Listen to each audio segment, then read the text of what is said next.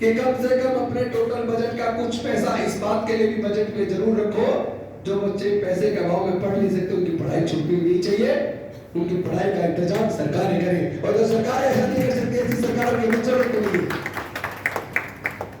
युवाओं के लिए रोजगार के अवसर बनने चाहिए। लोग जो नहीं ज्यादा पढ़ पा रहे, टेक्निकल कोर्स कर रहे हैं, वो अपना बिजनेस करना, अपना व्यवसाय करना चाहते हैं। अरे वो व्यवसायी बनेंगे तो 10-20 को रोजगार देगा, लेकिन उस व्यवसाय को करने के लिए पैसा चाहिए। कम से कम उसको लोन तो आसानी से दे दो। लोन की प्रक्रिया बनाई जाती है, लेकिन शर्तें इतनी सख्त होती है कि हमारा आदमी तो वो सब पूरी नहीं कर पाता, लोन भी नहीं ले पाता कि अपना व्यवसाय शुरू कर ले। बहुत सारे मुद्दे हैं, दर्द दिल के अंदर बहुत है, उस दर्द का निवारण करना है। बहुत से लोग कहते हैं हम इस पार्टी में उस पार्टी में कैसे करोगे? अरे इस दर्द का निवारण किसी पार्टी से नहीं होगा, अपने समाज को इतना मजबूत और तैयार करना पड़ेगा कि सारी पार्टियां समाज के सामने झुककर जो भी सत्ता में आए समाज की बात को मान के हमारे विकास के रास्ते को बढ़ा दें। और ये करेंगे हम किसी भी पार्टी में हो, लेकिन कभी भी डॉक्टर बाबा साहब अम्बेडकर, मानव कांतिराम साहब और इनसे भी ऊपर तथागत बुद्ध का जो मार्ग है मानव कल्याण का है, जिसमें सत्ता, स्वतंत्रता, बंधुता और न्याय है, प्रज्ञा है, करुणा है, सील है, इस रास्ते को हम किसी कीमत पर नहीं छोड़ सकते। हम लोग मर सकते हैं लेकिन डॉक्टर बाबा साहब अम्बेडकर की विचारधारा के साथ चाहे कुछ भी हो जाए, कुर्सी आए क्यों जाएगी, ये कुर्सी देने का रास्ता तो डॉक्टर बाबा साहब अम्बेडकर बना के, वरना कौन में एमएलए, एमपी, मंत्री कौन बना रहा है? सारा रास्ता बाबा साहब का बना हुआ है, कोई हमने खुद नहीं कमा लिया। अभी तो बाबा साहब की दी हुई कमाई पे हम लोग थोड़ा बहुत तरक्की कर पाए हैं, लेकिन अभी पूरे देश में हिस्सा चाहिए। जाति जनगणना करा के छोड़ेंगे।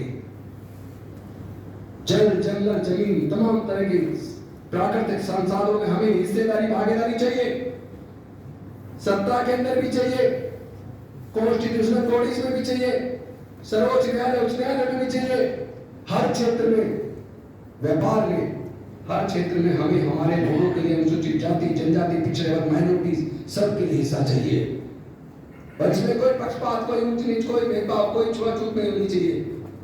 कोई किसी भी जाति को, हमें किसी जाति से पहले नहीं है, लेकिन हमें कोई जाति की वजह से अपमानित करे तो दर्द यहाँ होता है, उसका विरोध हम मजबूती के साथ करेंगे। हम लोग रुकने वाले और डरने वाले लोग नहीं है। हमें तो खरीदने की भी कोशिश की गई, हमें इस तरह की भी ऑफर दिए गए रिजाइन करने के बाद मंत्री पद से, क्या आप राज्य संभाले लो, आप राज्यपाल बन जाओ, हमारे साथ आ जाओ। हमने कहा हम बिकाऊ माल नहीं है, हम डॉक्टर बाबा साहब अम्बेडकर की सच्ची संतान हैं। हमें डराने की भी कोशिश की, सीबीआई लगाएंगे, ईडी लगाएंगे, इनकम टैक्स लगाएंगे। मैंने कहा जितना जल्दी हो सके लगा के हमें झूठा केस बना के जेल में डाल दो। हम जिस दिन जेल जाएंगे और मजबूती से हमारे समाज की न्याय की लड़ाई तेज हो जाएगी। हमें मारने की भी धमकी दी। हमने कहा जिस दिन हमें एक को मारोगे हम जैसे करोड़ों अम्बेडकरवादी पैदा हो जाएंगे, लेकिन हमारी इस बाबा साहब अम्बेडकर जी की सोच को और तथागत बुद्ध की विचारधारा को नहीं मार पाओगे। माफ कीजिए, मेरा गला बहुत ज्यादा खराब में बैठा हुआ है, मैं पूरी क्षमता के साथ बोल भी नहीं पा रहा हूं, आप नोटिस कर रहे होंगे, लेकिन आपका जो भाव मैं आपके चेहरे पे पढ़ रहा हूं, सच में मेरे को आप सब लोगों के ऊपर गर्व है। आप जिस मन के साथ बैठ के सुन रहे हैं, इससे एक बात तो क्लियर स्पष्ट हो जाती है कि आप बेहद पवित्र मन से समाज की सेवा करना चाहते हैं, लेकिन इस काम को तरह तेज करना होगा।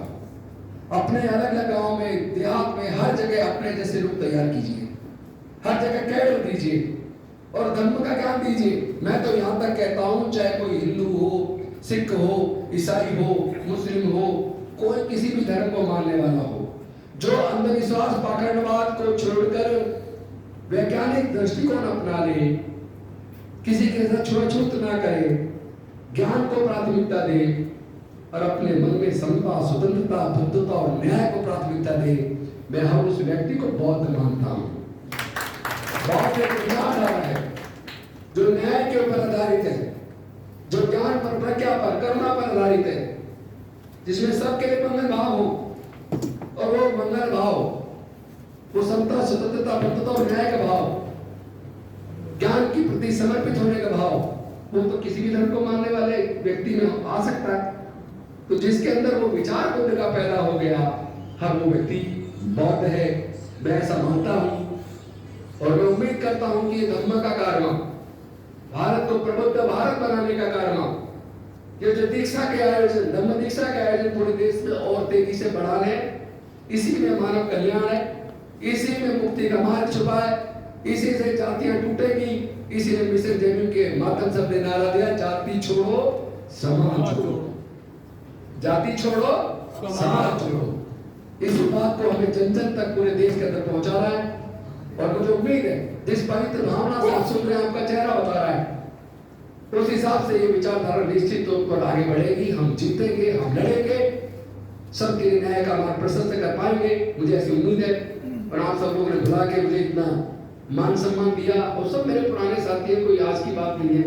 और विशेष रूप से जो हमारा बिल्कुल संघ है, उसमें कश्यप आनंद जी जो कभी के आनंद हुआ करते थे, हमारे समता सेंटर के राष्ट्रीय अध्यक्ष भी रहे, हरियाणा प्रदेश अध्यक्ष भी रहे। हम लोग मिलके पूरे देश में जाके हम लोगों ने वर्षों तक काम किया, लेकिन आज वो जीवन धारण करके धम्म ज्ञान जगह जगह जाकर लोगों को धम्म के प्रति जागरूक करने का काम कर रहे हैं। उनके साथ दूसरे बंते जी पढ़ा भी रहे और पढ़ भी रहे और ज्ञान भी दे रहे हैं।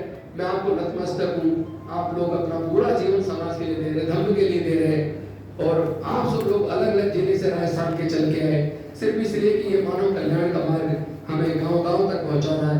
आपके इस पवित्र मन के प्रति मैं नमन करता हूँ और आप सबको सैल्यूट करता हूँ। बहुत बहुत धन्यवाद। नमो बुद्धाय, जय भीम, जय श्री राम, जय भारत।